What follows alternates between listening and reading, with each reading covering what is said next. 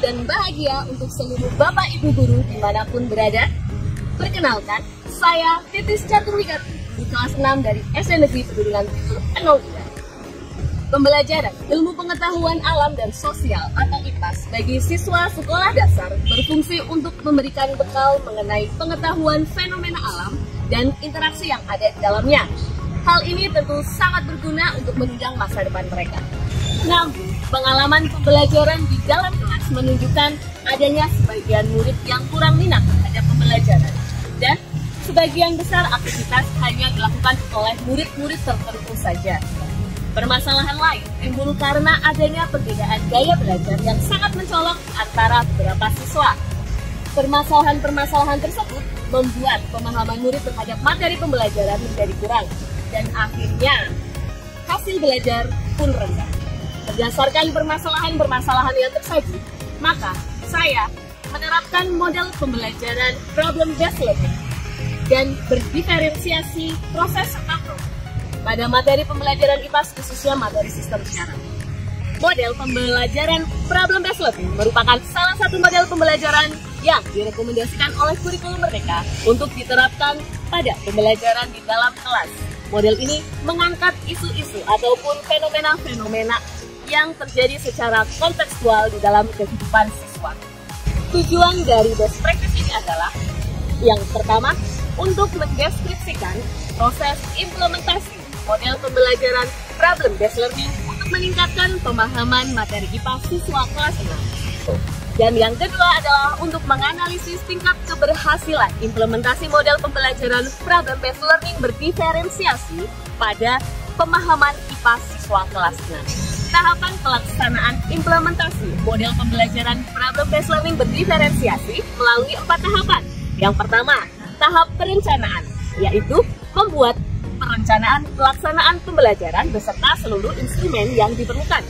Yang kedua, tahap pelaksanaan, yaitu pelaksanaan pembelajaran di dalam kelas. Yang ketiga, observasi oleh rekan sejawat. Dan yang keempat, tahap terakhir yaitu refleksi mengenai hasil dari pembelajaran setelah adanya penerapan model pembelajaran problem-based learning berdiferensiasi.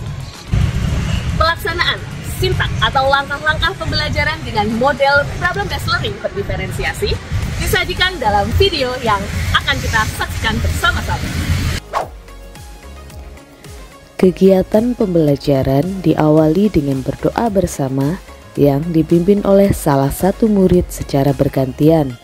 Guru dan murid saling memberi salam, melakukan presensi kehadiran dan pengkondisian lingkungan kelas agar terasa nyaman. Guru dan murid menyanyikan salah satu lagu nasional yang dipimpin oleh salah satu murid secara bergantian. Tujuannya untuk memupuk keberanian, jiwa nasionalisme, dan cinta tanah air.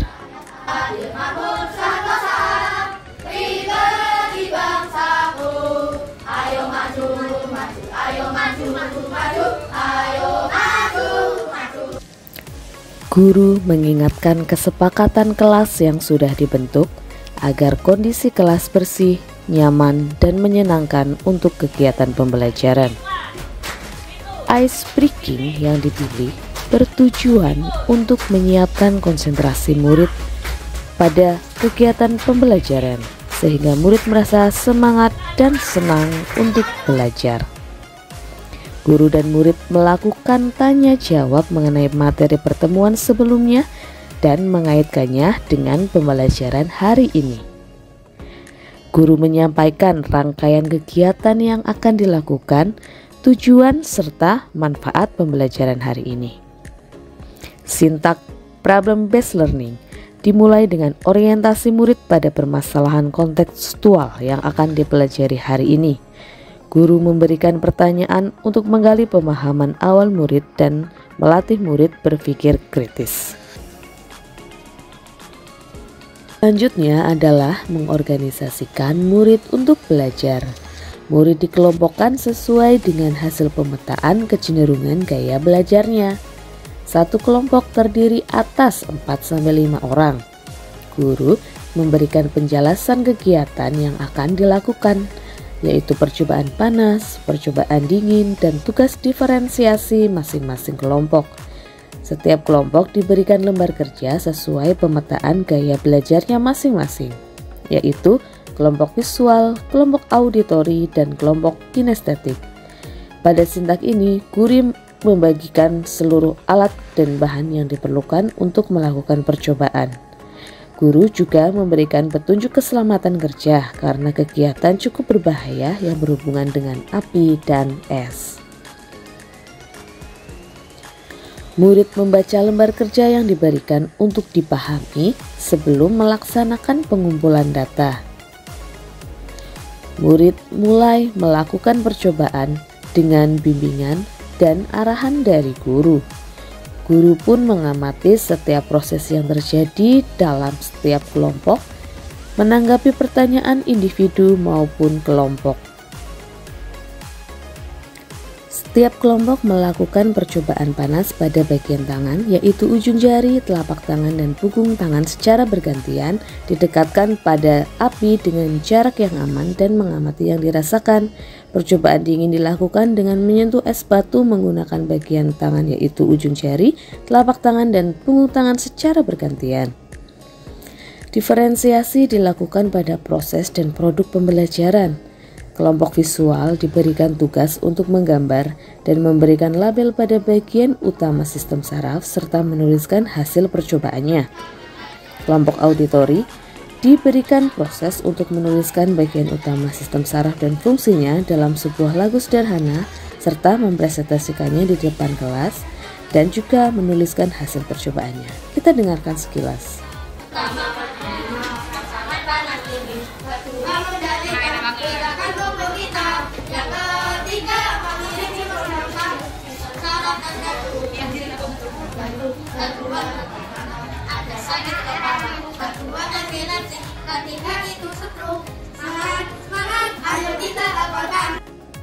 Kelompok kinestetik diberikan proses untuk menyusun puzzle sistem syaraf manusia, kemudian menuliskan nama dari bagian sistem saraf, serta menuliskan hasil percobaannya terkait sensitivitas terhadap panas dan dingin.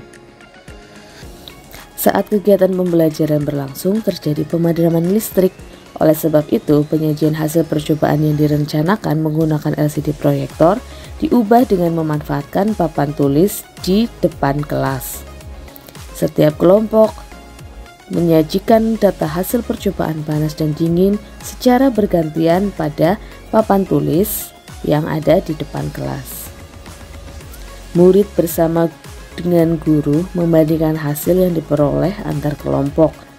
Guru memberikan penguatan materi mengenai percobaan panas dan dingin berdasarkan data yang diperoleh murid, maka dapat diperoleh kesimpulan. Setiap kelompok menyajikan hasil diskusi lembar kerja dan produk diferensiasi gaya belajarnya masing-masing. Kelompok visual menampilkan hasil gambar dan menjelaskannya secara runtut. Kelompok auditori menyanyikan lagu ciptaannya di depan kelas. Sedangkan kelompok kinestetik menyajikan hasil puzzle dan penjelasan secara singkat. Ini adalah tampilan hasil kerja masing-masing kelompok gaya belajar. Selama presentasi hasil kerja, kelompok lain memberikan tanggapan, masukan atau pertanyaan kepada kelompok yang sedang tampil di depan kelas. Guru memberikan masukan, saran, kritik, dan penguatan materi setelah kegiatan presentasi selesai agar tujuan pembelajaran tercapai dengan baik.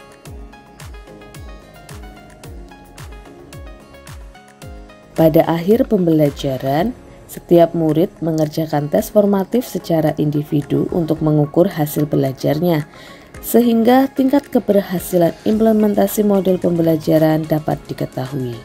Kegiatan penutup pembelajaran yaitu penarikan kesimpulan berdasarkan tujuan pembelajaran, refleksi kegiatan pembelajaran yang telah berlangsung, dan doa dipimpin oleh murid yang bertugas serta diakhiri dengan salam. Salam hangat dan bahagia.